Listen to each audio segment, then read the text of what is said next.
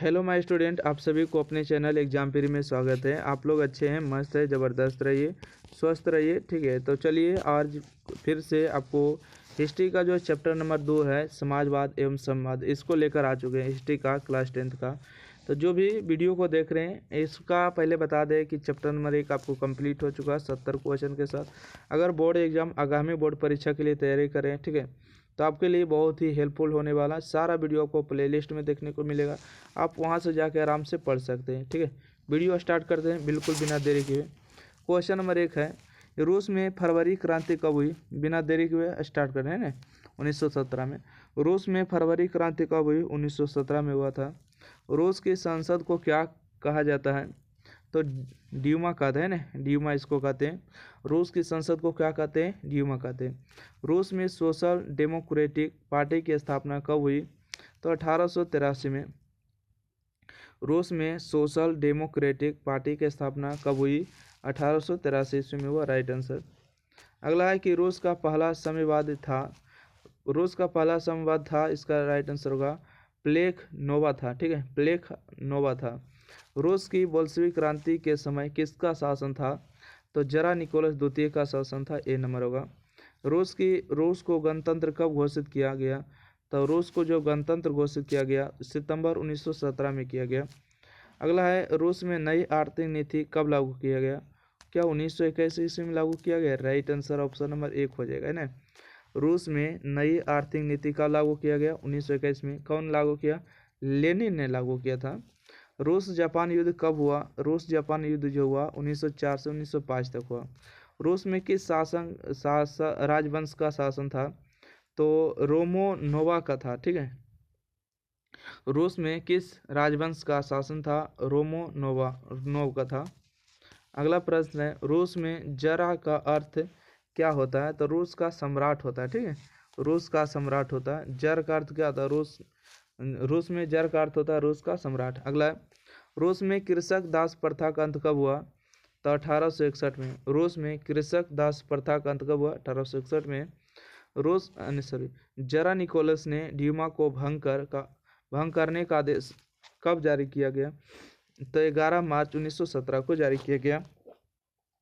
जरा निकोलस ने ड्यूमा को भंग कर, मतलब जो संसद है ना, उसको भंग करने का आदेश दिया 11 मार्च 1917 को। अगला प्रश्न है कि जरा निकोलस को कब सिंहासन त्यागना पड़ा? तो इसका राइट आंसर होगा 15 मार्च 1917 को। जरा निकोलस द्वितीय ने ड्यूमा नामक संसद की स्थापना कब की? तो 1905 ईस्वी में किया था। लेनिन ने आर्थिक नीति की घोषणा कब की? तो अभी बताए थे 1921 ईस्वी में किया था। ठीक है, लेनिन की मृत्यु कब हुआ था, ये आपको बताना है। ठीक है, लेनिन की मृत्यु कब हुआ? तो 1924 में हुआ। राइट, लेनिन की मृत्यु कब हुआ? तो 1924 ईस्वी में लेनिन की मृत्यु हो जाता है। चलिए अगला पढ़ते हैं 16 नंबर के बाद 17 नंबर प्रश्न देखिए 2024 के बोर्ड एग्जाम में पूछा गया ना। 18 नंबर, लेनिन द्वारा कॉमर्टियन की स्थापना कब हुआ था? 1919 ईस्वी में। लेनिन का उत्तराधिकारी कौन बना? तो इसका राइट आंसर होगा स्टालिन बना, है ना। लेनिन का जो उत्तराधिकारी कौन बना? स्टालिन बना। सारा क्वेश्चन को आपको A to Z ध्यान दे के सुनते हुए चलना है, ताकि बोर्ड एग्जाम में जो भी क्वेश्चन आएगा उसको अच्छी तरीक़ा से बनाने का। ओके, फिर नहीं कहने का है कि सर हम नहीं पढ़े थे, नहीं याद हुआ, इसको शिकायत नहीं करने का। आराम से बोर्ड में अच्छी नंबर लाने का, चुपचाप पढ़ लो, है ना। अगला प्रश्न है, चेक का क्या था? चेक जो था क्या था? तो पुलिस दास्ता एक हुआ करता था। अगला है कि चेका का गठन किसने किया? तो चेका का गठन जो है लेनिन ने किया था। राइट आंसर होगा। बोल्शेविक क्रांति कब हुआ? तो इसका राइट आंसर होगा नवंबर 1917 में। अब देख सकते हैं कि बगल में कितना बार बोर्ड एग्जाम में पूछा गया। देखिए 2021 में पूछा, 2022 में भी पूछा। ठीक है, अगला प्रश्न बढ़ते हैं। बोल्शेविक क्रांति नवंबर 1917। बोल्शेविक क्रांति का नेतृत्व किसने किया? तो लेनिन ने किया। ठीक है, बोल्शेविक क्रांति का नेतृत्व लेनिन ने किया। अगला प्रश्न है कि ब्रेस्ट लिस्टोवस्क की संधि किन देशों के बीच हुआ था? इसका राइट आंसर होगा रूस और जर्मनी के बीच हुआ। अगला है, निम्नलिखित में किसे संवाद के संस्थापक के रूप में माना जाता है?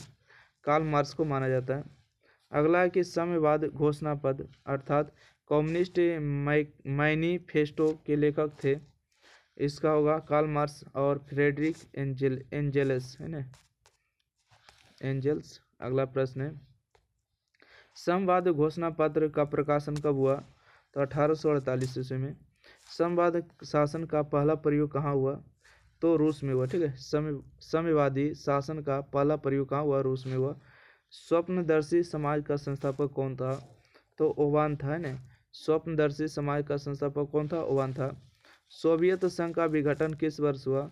तो 1991 ईस्वी में हुआ। सोवियत संघ का विघटन 1991 ईस्वी में हुआ, राइट आंसर। अगला प्रश्न है कि स्टालिन कम्युनिस्ट पार्टी का क्या था? तो इसका राइट आंसर होगा महासचिव था, ना। स्टालिन कम्युनिस्ट पार्टी का क्या था? महासचिव था। भारतीय कम्युनिस्ट पार्टी की स्थापना किसने की? तो एम.एन. राय ने किया, है ना, एम.एन. राय। दुनिया के मजदूर एक हो किसने कहा? तो कार्ल मार्क्स ने कहा। दुनिया के मजदूर एक हो किसने कहा? कार्ल मार्क्स ने। अंतर्राष्ट्रीय मजदूर दिवस कब मनाया जाता है? अंतर्राष्ट्रीय मजदूर दिवस जो है 1 मई को मनाया जाता है, राइट आंसर।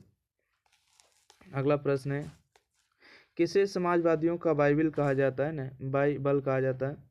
इसको राइट आंसर होगा दास कैपिटल को कहा जाता है। किसे समाजवादियों का बाइबल कहा जाता है? दास कैपिटल, राइट आंसर होगा। प्रथम इंटरनेशनल की स्थापना कब और कहाँ हुआ? तो 1864 ईस्वी में हुआ था। कहाँ हुआ? लंदन में हुआ, राइट आंसर। अगला प्रश्न बढ़े क्या? क्वेश्चन 1 सेकंड रुकना पड़ जाएगा।